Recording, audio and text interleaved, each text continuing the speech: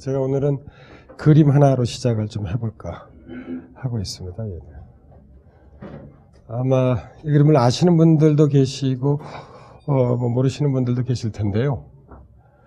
이 그림은 이 르네 마그리트라는 이 벨기에 태생의 초현실주의 화가입니다. 푸코는 르네 마그리트의 이것은 파이프가 아니다라고 하는 그림을 모티브로 해서 책을 쓰기도 했는데요. 이 그림의 제목은 9월 16일입니다. 근데 마그리트는 이제까지하고 좀 다른 방식으로 나무를 그리는데요. 이 달이 나무에 의해서 가려졌다고 해서 우리가 달 뒤에, 나무 뒤에 달이 있다는 것을 모르는 건 아닙니다. 여러분들 우리 이렇게 딱 달이 안 보인다고 해서 하늘에 달이 가려져 있다고 해서 하늘에 달이 안 떠 있다고 생각지는 않습니다. 저는 이 푸코가 보여주고 있는 일련의 어떤 사상적 모험도 이와 유사하다고 생각을 하고 있습니다. 즉, 이제까지 우리가 당연하다고 생각하는 것. 그러니까 마그리트가 전하는 메시지는 뭐냐면, 우리는 과연 무엇을 그리는가? 우리 눈앞에 보이는 것을 그리는가? 아니면 우리가 머릿속에 있는 것을 그리는가? 마그리트는 후자를 선택했던 것입니다. 제가 이 그림을 푸코를 강의하게 앞서 말씀드리는 이유는 푸코의 문제의식도 사실 저는 이와 유사하다고 생각을 하고 있습니다. 그러니까 이제까지 우리가 어떤 당연하다고 했던 것, 자명하다고 생각했던 것, 이런 문제들에 대해서 푸코는 사실 근본적인 문제 제기를 하고 있습니다. 그것이 자명하지 않을 수도 있고 잘못된 것일 수도 있다는 것이죠. 이 교수 취임 강연이 대단히 푸코의 사상에서 중요합니다. 우리말로도 길지 않습니다. 번역되어 있습니다. 그것이 담론의 질서이고요. 그리고 매년 푸코는 어떤 자기가 주제를 하나씩 선택을 해서 이 콜레지 드 프랑스에서 이 강의를 하게 되고요. 저희가 다루게 되는 감시와 처벌도 그 중에 하나였습니다. 그리고 감시와 처벌 이후에 역시 세계적으로 큰 영향을 미친 성의 역사 1권도 그 중에 하나였었고요. 그래서 강의를 하다가 1984년도에 에이즈로 사망을 하게 됩니다.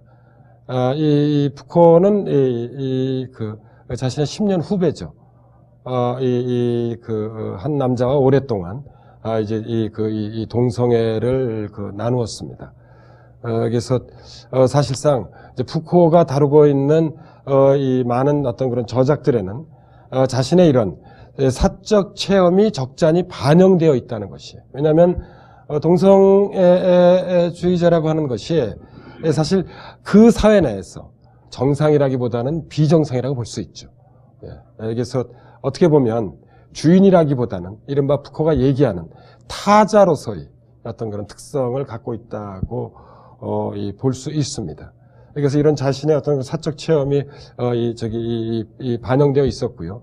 사실 이 문제 때문에 끊임없이 어떤 그런 인간적인 어떤 고뇌를 겪게 됩니다. 그래서 푸코는 대학교 때 자살을 결심하기도 하고요. 자살하지는 않습니다만, 대단히 내면적으로 아주 대단히 복합적이고 이 팽팽한 긴장을 겪었던 그런 삶을 진행시켜 오기도 했습니다.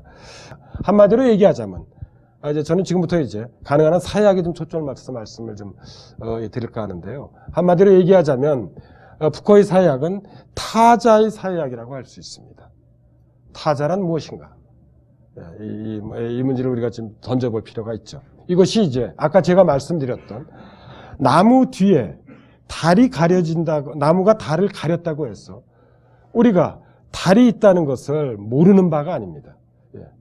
푸코에게 타자란 이런 것입니다. 남자와 여자, 어른과 아이, 정상인과 비정상인, 서구인과 비서구인 등 이제까지 철학적으로, 사회적으로, 정치적으로 배제되어 온 그룹입니다. 우리가 일반적으로 이 사람을 이야기하게 되면 암묵적으로 많은 경우 남성을 중심으로 이야기하게 되고요.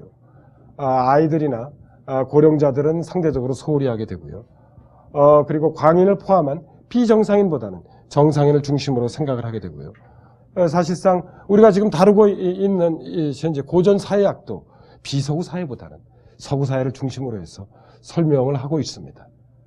타자라고 하는 것은 바로 우리가 통상적으로 생각해 왔던 우리가 가지고 있는 암묵적으로 수용하고 있는 이분법에서 배제되어 온 그룹들을 얘기합니다. 여자, 아이, 비정상인, 비서구인들 이들이 타자라는 것입니다. 부코는 자신의 평생의 작업들을 사실 이런 타자들에 대한 연구에 바칩니다. 타자들과 이런 타자들을 다루는 지식들이 있습니다. 지식에 대해서는 제가 조금 이따 다시 말씀을 드리겠습니다. 이것이 바로 부코가 겨냥했던 우리 사회학적으로 보면 타자의 사회학이라고 할 수 있습니다. 이 감시와 처벌의 그 사회학적 의미는 두 가지라고 볼 수 있습니다. 하나는 권력의 계보학을 감옥을 사례로 해서 분석을 하는 것입니다. 우리가 이런 것이 있지 않습니까? 제가 정확하지 않을 수도 있습니다. 우리가 윌리엄 블레이크라고 하는 영국의 시인이죠. 영국 시인이 썼던 아주 유명한 시이기도 한데요. 하늘의 모래에서 우주를 보고 그 다음에 한떨기 백합에서 천국을 본다는 어떤 그런 유명한 시구절이 있습니다. 부코의 어떤 그런 사회학적 혹은 철학적, 역사학적 분석 전략도 그런 거죠. 하나의 사례를 통해서, 하나의 모래를 통해서 실제로 우주의 진실을 전달하는 것입니다. 그래서 부코는 사실상 아주 예각적 주제죠. 감옥을 사례로 해서 사실상 지식 권력의 관계를 탐구하게 되고요. 이것이 첫 번째 이 사회학적 그런 의미라고 볼 수 있고요. 이 두 번째로는 현대적 감시 사회의 기원을 추적하는 것입니다. 이건 조금 이따 제가 다시 말씀드리겠습니다. 오늘날 우리가 살아가고 있는 이 사회의 가장 중요한 특징이 감시, 통제에 있다고 한다면 이 역사적 기원은 어디에서 찾을 수 있는 것인가가 푸코가 이 책에서 어떤 그런 갖고 있는 또 하나의 문제의식이라고 볼 수 있습니다. 감시와 처벌에서 맨 먼저 시작하는 것은 18세기에 일어난 형벌제도의 대표적 변화에 대한 어떤 그런 경험적인 연구들입니다. 그래서 이 18세기라고 하는 것이 푸코가 보기에는 공개적인 체벌보다는 거기 나오죠. 1757년 다미행의 공개 처형이 맨 처음에 이 책에서 나옵니다. 관대한 형벌로 바로 이 시기에 이행이 이루어졌다는 것입니다. 이행이 이루어졌다고 하는 것은 푸코가 보기에 처벌의 대상이 바뀌어진 것입니다. 처벌의 대상이 무엇으로 바뀌었는가? 육체에서 여러분 영혼으로 바뀐 것입니다. 인간의 육체에게 고통을 주는 것이 아니라 인간의 영혼, 다시 말씀드리자면 인간이 가지고 있는 정신을 훈련시키는 것으로 변화시켰다는 것입니다. 사법적 감금이라고 하는 그들을 사회로부터 격리시키고 일련의 교육적 혹은 제도적 프로그램을 통해서 교화시키는 데 있다고 보았습니다. 그러니까 부르주아의 지배의 방식이 여러분 지금 바뀌어지는 것에 있다고 푸코는 봤어요. 이것이 감옥이 가지고 있는 가장 중요한 특징이자 여러분에게 나눠드린 어떤 그런 이 자료죠. 이 자료의 맨 앞에 제가 인용했던 것이 바로 그 메시지입니다. 감옥이 공장이나 학교, 병영이나 병원과 유사하고 이 모든 기관이 감옥과 닮은 것이라 해서 무엇이 놀라운 일이겠는가. 실제로 푸코는 유사하다고 본 겁니다. 학교의 경우도 여러분 마찬가지예요. 학교의 목적이라고 하는 건 여러분 뭐겠습니까? 푸코의 관점에서 보면 근대적인 권력에 순종하는 개인을 만드는 데 있습니다. 제가 이걸 강조하는 이유는 이 일망 감시 체제가 이 책에서 사실 가장 중요한 챕터입니다. 푸코가 가장 저희들이 보기에는 공들여 쓴 챕터예요. 그리고 제가 이것을 특별히 말씀드리는 이유는 이 파놉티콘이 권력의 미시적 작용을 보여주는 대표 사례입니다. 공리주의자 제레미 벤담이 고안한 이 파놉티콘이 갖는 특징은 감금된 사람의 경우 조금 전에 우리가 봤죠. 그림에서요. 감시인을 볼 수 없지만 감시인은 감금자를 볼 수 있습니다. 푸코가 주목하는 것은 이 벤섬에서 더 나아갑니다. 대단히 효율적 감시체제이긴 하지만 이 파놉티콘 아래에서 감금자의 경우는 감시인의 모습을 볼 수 없기 때문에 언제나 감시당하고 있다는 여러분 불안과 공포를 갖게 됩니다. 그리고 이것은 어떻게 됩니까? 사실 감시인이 있고 없건 스스로를 감시하게 된다는 거죠. 그 불안과 공포가. 이게 여러분 진짜 푸코의 메시지예요. 우리는 드디어 그 규율을 내면화하게 되는 것이에요. 부르주아가 자신의 지배를 정당화하기 위해서 자신의 어떤 지배를 생산 및 재생산하기 위해서 어떤 그런 제시했던 일련의 규율들을 그 기법과 전략들을 우리는 이제 능동적으로 여러분 자신으로 하여금 스스로 감시하게 하는 어떤 내면화를 하게 되는 것이죠. 이것이 뭐겠습니까, 여러분? 권력의 효과입니다. 그리고 이것이 정말 진정 푸코가 전달하려고자 하는 이른바 근대 사회의 다른 면입니다. 이것은 이제까지 우리가 통상적으로 알고 있었던 철학자나 어떤 그런 사약자가 분석한 것은 저게 아닙니다. 제가 여기다 썼듯이 이러한 감옥체제야말로 근대 사회의 가장 다시 한번 강조하자면 중요한 특징 가운데 하나이며 이 체제는 감옥에 그치는 것이 아니라 푸코의 그냥 그대로 주장이죠.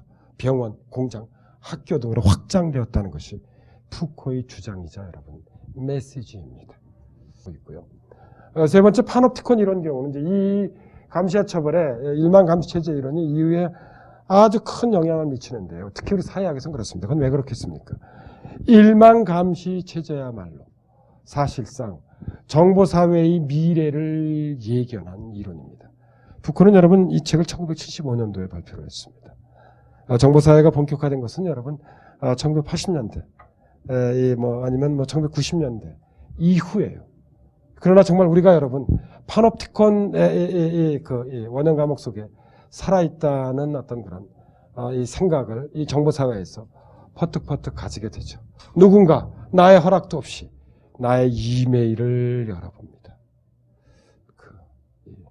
우리는 사실상 그 감시인을 알 수 없어요. 물론 알 수 있죠. 이렇게 언론에서 보도를 하면 알 수 있지만 그러나 대부분의 경우는 알지 못하죠. 마치 우리는 이런 것이죠. 모두 다 잠든 다음에 혼자 깨어나서 나 혼자 인터넷에 접속하고 있다고 생각을 하고 있지만 전혀 그렇지가 않습니다. 실제로 혼자 있는 것이 아니라 아주 투명한 유리 속에 인터넷의 권력을 가지고 있는 사람은 투명한 유리 속에 그의 움직임을 지켜볼 수 있습니다. IP를 추적하고 일련의 여러분 것들 생각해 보십시오. 그래서 파놉티콘 이론의 경우는 최근에 민주주의 후퇴와 관련된 정보사회의 그늘을 정말 예견케 한 어떤 그런 통찰이라고 하지 않을 수 없습니다. 사실상 우리는 이 속에서 살아가고 있죠. 아까 제가 파놉티콘 그림에서 나와 있듯이 감시당하는 사람은 감시자를 볼 수 없습니다. 감시인을. 그러나 감시인은 언제나 우리의 일거수일투족을 여러분 볼 수 있어요. 우리가 제어판에 들어가서 내가 접속한 여러분 이 사이트들을 모두 다 지운다고 해서 기록이 완전히 여러분 사라지는 것이 결코 아닙니다. 놀라울 따름이에요. 푸코는 정보사회의 그늘을 정말 지금으로부터 35년 전에 통찰하고 있습니다. 다른 한편 푸코식으로 사회에 보면 무정부주의가 가지고 있는 동전의 다른 면은 인간의 자유에 대한 열렬한 옹호입니다. 그리고 그 자유를 억압하는 모든 권력에 대한 치열한 비판입니다.